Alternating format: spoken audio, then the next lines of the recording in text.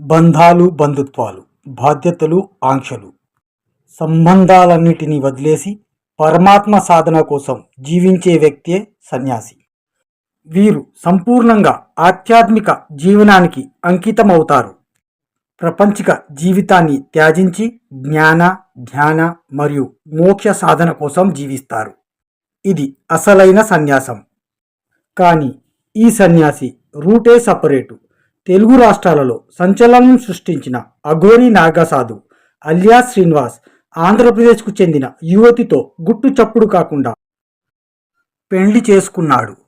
కాషాయం వదిలేసి కన్నెపిల్ల మెడలో తాళి కట్టి మోక్షం గీక్షం జాంతానై అంతా వ్యామోహమేనని నిరూపించాడు.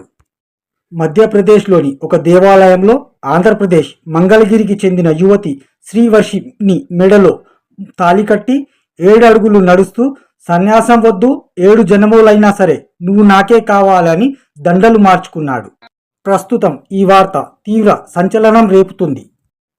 నాగసాధు పెళ్లికి సంబంధించిన వీడియో సోషల్ మీడియాలో తెగ వైరల్ అవుతుంది. సాధు అయితే ఏంది, సంతు అయితే ఏంది, ఆడదాని వ్యామోహానికి ప్రపంచం మొత్తం బందీ అని చాలామంది కామెంట్స్ చేస్తున్నారు.